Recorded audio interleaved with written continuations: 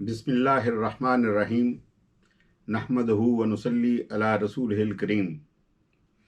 काबिल साद एहतराम सामईन व नाज़रीन, आज खाकसार ने अल्लामा इकबाल रहमतुल्लाह अलैह की किताब ज़रब कलीम में से नज़म नंबर 97 यानी 97 बाअनवान दीनो तालीम मुंतखब की है।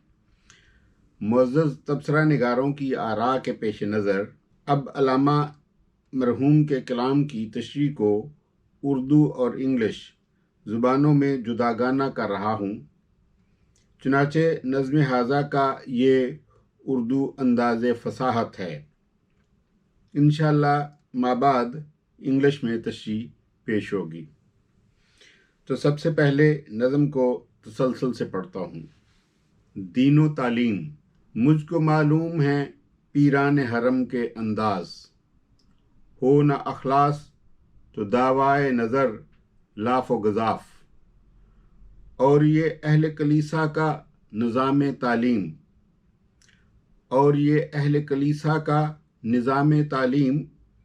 एक साजिश है फ़कत दीन व मरवत के ख़िलाफ़। उसकी तकदीर में महकूमी व मज़लूमी है, कौम जो कर न सकी अपनी खुदी से इंसाफ। फितरत अफराद से आगमाज भी कर लेती है, कभी करती नहीं मिल्लत के गुनाहों को मुआफ़। अब देखते हैं मुश्किल अल्फाज के मानी। मुझको मालूम है पीरान हरम के अंदाज, हो न अखलास तो दावाए नज़र लाफ व गज़ाफ। पीरान उमर रसीदा, बूढ़े, मुहाफ़िज़, मतवल्ली, निगहबान और मुफ्ती।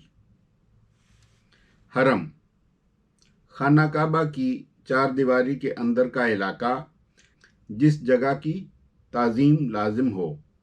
बेगमात और ख़वातीन की रिहाइश या कमरा भी हरम कहलाता है। अंदाज तौर तरीका, ढंग। अखलास खालिसपन, सच्चाई, वफाशारी। दावा ऐलान, इजहार, हक जताना, दिखावा। नज़र निगाह, बिनाई, गौर व खौज, करम और बसीरत। लाफ ढींग मारना, शेखी बिखारना, गपबाजी करना।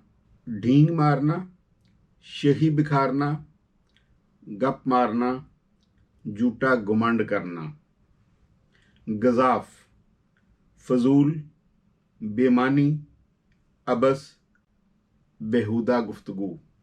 दूसरा शेर। और ये अहले कलीसा का निज़ाम तालीम, एक साजिश है फ़कत दीन व मरवत के ख़िलाफ़। अहले कलीसा गिरजा के रहायशी और अहलकार, पादरी, मुबल्लिग, मिशनरी। निज़ाम नज़्म व ज़ब्त, कायदा, तरतीब, इंतज़ाम। तालीम इल्म फ़राहम करना या इल्म हासिल करना। साजिश मनफी मंसूबाबंदी। फ़कत सिर्फ। दीन रास्ता, निज़ाम एतकाद, रहनुमा असूल। मरवत सलीका, शाइस्तगी, लिहाजदारी, अदब व एहतराम। खिलाफ उलट, मुख्तलिफ। तीसरा शेर। उसकी तकदीर में महकूमी व मज़लूमी है, कौम जो कर न सकी अपनी खुदी से इंसाफ। तकदीर नसीब, किस्मत, लेख। महकूमी ज़ेरे हुक्म, गुलामी। मज़लूमी ظلم رسیدہ، جبر زدہ، زیر تشدد۔ قوم، ملک، نسل، خاندان، خاص پیشہ سے وابستہ گروہ۔ خودی، اپنی ذات یا نفس کے متعلق۔ انا، عزت نفس، خودداری، غیرت مندی۔ انصاف، عدل، غیر جانبداری، حق بیانی، حق براری، تکمیل حق، فراہمی حق۔ چوتھا اور آخری شعر۔ فطرت افراد سے آغاز بھی کر لیتی ہے، فطرت افراد سے آغاز بھی کر لیتی ہے، کبھی کرتی نہیں ملت کے گناہوں کو معاف۔ فطرت، قدرت، سرشت، عادت۔ افراد، فرد کی جمع، انسان۔ آغاز، چشم پوشی، غلطی یا گناہ کو نظر انداز کرنا۔ ملت، من حیث الجماعت، ایک نظریے کو ماننے والے افراد یا اقوام کا مجموعہ۔ گناہوں، خطا، قصور، معصیت، نافرمانی، یہ گناہ کی جمع ہے۔ معاف، بخش دینا، درگزر کرنا، چھوڑ دینا۔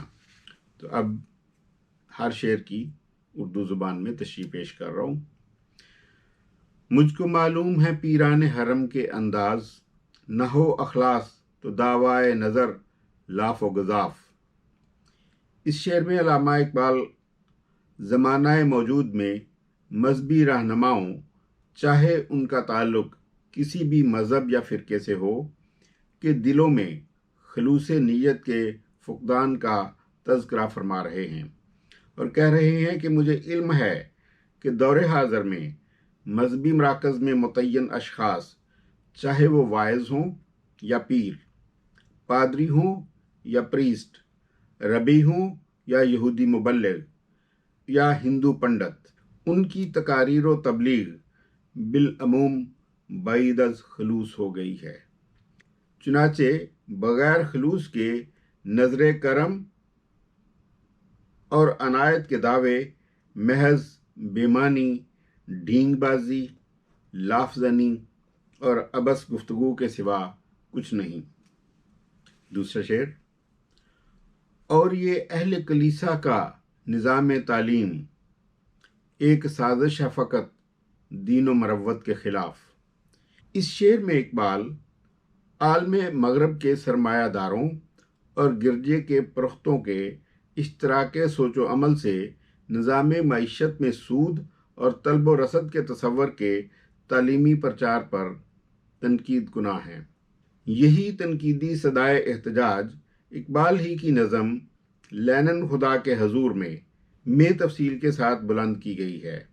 فرمایا، ظاہر میں تجارت ہے، حقیقت میں جوا ہے، ظاہر میں تجارت ہے، حقیقت میں جوا ہے، سود ایک کا لاکھوں کے لیے مرگ مفاجات، یہ علم، یہ حکمت، یہ تدبر، یہ حکومت، پیتے ہیں لہو، دیتے ہیں تعلیم مساوات، ہے دل کے لیے موت، مشینوں کی حکومت، احساس مروت کو کچل دیتے ہیں آلات۔ علامہ اقبال اس مقام پر ملوکیت اور پاپائیت کے یکجا ہو کر نو آبادیاتی نظام کو رائج کرنے پر محکوم قوموں کی چشم کشائی فرما رہے ہیں۔ اس کی تقدیر میں محکومی و مظلومی ہے، اس کی تقدیر میں محکومی و مظلومی ہے، قوم جو کر نہ سکی اپنی خودی سے انصاف۔ اس شعر میں علامہ اقبال قوموں کے عروج و زوال میں کار فرما عناصر کا تذکرہ انتہائی اختصار مگر انتہائی عمیق معانی کے حامل انداز میں کر رہے ہیں۔ قومی خودی سے مراد ہے کہ قوم کو اپنے دشمن کی پہچان ہو، دشمن کی جنگی، مالی اور سفارتی استعداد کی بخوبی خبر ہو، پھر اس کے مقابلے میں قوم اپنے دشمن سے بہتر اور زیادہ صلاحیتیں حاصل کرے اور ہر لمحہ بیرونی حملوں سے آگاہ اور خبردار رہے تو پھر خود ہی سے انصاف کے تقاضے پورے ہوتے ہیں۔ بصورت دیگر غزہ اور دوحہ کے حالات کا سامنا کرنا پڑتا ہے۔